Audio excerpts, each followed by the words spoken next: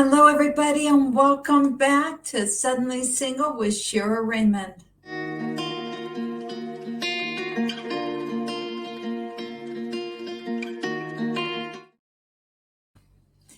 So, thank you all for showing up again. And I have a great topic this week, and that is about perception. And is your perception correct, or is it keeping you stuck in the past? I know for me, when I was young, and even probably until about 5 or 6 years ago, I always viewed my life based on the events that always happened, right? And so I had this natural response coming from the subconscious mind of how I respond to everything. But one of the things that I learned as I grew and I moved into gratitude was I could take myself out of the equation now and really start to analyze different events that are going on in my life now with a new eye. And so I think it's really, really important that we start to look at what it is that we've always been doing or what our beliefs are, how we perceive the world. And are we doing that based on old stories and old events? Or have we updated it so we can really grow and look at everything that life sends us in a completely different way? And oftentimes this means changing your perspective. When we get stuck in the past and in those old perceptions, it is very easy to put our beliefs on somebody else. We don't have time to talk about it with other people because we're afraid of what they might think or what they're going to say, because we're not secure in ourselves and our beliefs to see things from other people's perspectives. I also know that when I was younger, if somebody said something that challenged my beliefs or the way that I perceived the world, I got really anxious inside and I didn't know how to respond. And I realize now as I've grown, and this is what I want to encourage all of you ladies to do, is as you grow and start to view life as a blessing and everything that happens in it is for the good, and really start to focus on all the good things in your life instead of what's lacking, all of a sudden your all of a sudden your perspective begins to change. And it's not even anything that you need to work at. It just kind of happens naturally. It's kind of cool. So I know for me, I used to be really, really angry and short-tempered. And I know now looking back at it is I never felt heard or seen in the world, in my relationships that I was in, or just growing up with that low self esteem and self worth. And it wasn't until I really began to work on myself and move into gratitude that I began to look at the world from a completely different eye. And so it takes a lot now for me to get angry. I don't think I've really been angry in a few years. And if I do, respond, like let's say somebody cuts me off, let me tell you, you think driving in New York is bad? Try driving in Israel. They are so crazy here. I've had to become more aggressive as a driver, but in a smart way. I don't do it like they do, but you get cut off all the time, or people just do really dumb things. And for me, I can say,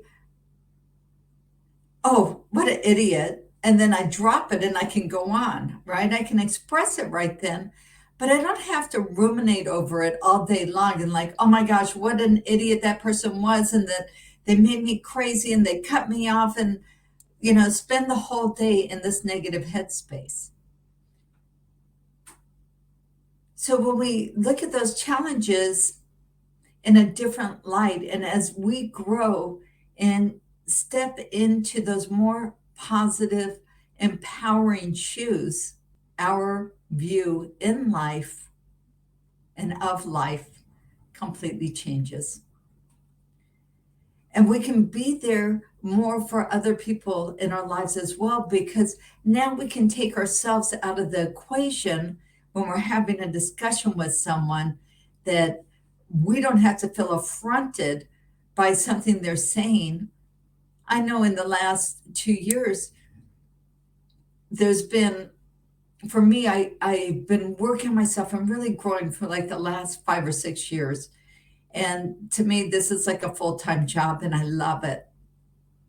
But people don't know how to respond to me, especially people that I've known for a really long time, because they knew who I was 15, 20 years ago. And now they see this completely different side of me. And I've had people say to me, you know, that really hurt me when you spoke to me that way, or I could see that sometimes it was interesting. Things that I would say out of love to somebody, they took it really personally. They took it the wrong way. But that was because of where they were holding, not because of where I was holding. And I could hear what they had to say and still give them space and not take it personally. But that doesn't mean I don't take heed to what they said, because I do. If there's ways that I need to grow and look at things and do things differently, as we grow and move into different areas, now all of a sudden we have different set of challenges in front of us that we now have to deal with. So how we respond maybe at the beginning is still like we used to respond 5, 10 years ago. And it's a learning curve to change the way that you respond as you go along. But for me, at this point, life is so much easier, because when somebody says something to me and I know that they're giving me a constructive criticism, I realize that, you know what? I can learn and grow from this. I don't have to take it like a personal affront and attack on me, but really see it for what it is. And so when we start to do that, the more we do it, the more that we can grow and approach life in a much calmer way. I remember, I don't know, probably 35 years ago, being in the car with my mom and my older sister. And my older sister said something to me. I don't even remember what she said at this point. It doesn't matter to the story. But I was so insecure about where I was feeling, like I just cried. And I couldn't respond to what she said. And it wasn't like it was anything so bad or so negative. It was just that I was in such a low place that I couldn't even hear what she had to say, let alone respond to it in a positive, constructive way. But this is what our interactions are on a daily basis with the people that we love and even new people in our life. So how is it that we can elevate ourselves so that way we can respond in a positive way with a new perspective on life, and not respond the way we've been doing it for the last 10, 15, 30, 50 years, especially if that has not been empowering for you or the other person. So I love this idea of perception. I don't know how many of you out there have siblings, but I know I have two sisters, the older and younger, and I'm in the middle. And I remember several times we would have this conversation like, oh, do you remember when something happened in the family? And then we would talk about it. And it was so interesting how each one of us saw that event completely differently. Some might have been hurt, some might have saw it as humorous, however it was. And I kind of believe we're all living in our own little mini matrix, and we're here interacting in the world, but how you respond to something And how I respond to something, even within the same family, is completely different because it's based on who we are, how we grew up, what our traumatic events have been in our life, how we viewed those events growing up, and have we grown from them or not. So now, if we had the same discussion about that same event, I would venture to guess that my perception of it would be a lot different because I've changed now. So that is a really important thing to understand. When we tell ourselves stories and we get stuck in the past and we get stuck in these painful situations or these mindsets that somebody hurt me, somebody wronged me my whole life, we have a choice whether to stay in victim mode or to grow from it and become the victor. And one of the best ways to become the victor is to change your perception of the event as you yourself grows. You see, the subconscious mind doesn't know the difference between what is true and what is false. And so if you keep telling a narrative over and over again, a new one to an event that happened in the past, your subconscious mind is going to believe that is true. It's called cognitive dissonance. And so if you believe something strong enough and you change your conviction on it, then your subconscious mind has to come along. So this is really, really powerful. So if you were bullied as a kid, say, change the story. You don't have to tell it that way anymore. You don't even have to tell it at all anymore, unless you've grown from it and what you've learned from it. Because as I've always talked about, all these events happen in our lives for us to grow. So I remember I didn't want to finish like the last 2 weeks or last week of junior high because I was really being bullied by some of the girls in the school. And I was really afraid I was going to get hurt. But my parents forced me to go. And you know what? It was okay.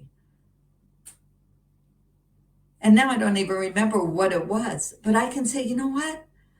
I didn't let that fear stop me from accomplishing what I needed to accomplish in life. And here I am today talking about it.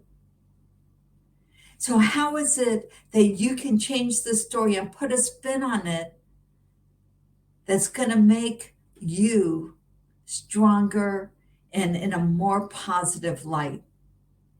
Because we want to keep telling those positive stories over and over and over again. It is the best way that we can empower ourselves as we go forward. So I hope you've learned something and gained something new today. Next week, I have a really exciting guest that will be on the show, Mark Hess. He is a tax lawyer. And he's going to tell you, ladies, how you can prepare yourself before you start the divorce proceedings, things that your lawyer needs to address in case he doesn't bring it up. You know things that you need to do to protect yourself. So it's a really, really great lecture, a really great interview, and I hope you get a lot out of it. And I just want to tell you, I'm really excited as well, because as women, oftentimes we do not do enough self-care. We feel really guilty about taking time out for ourselves to heal, to meditate, to journal, to do things that are going to help us to rejuvenate.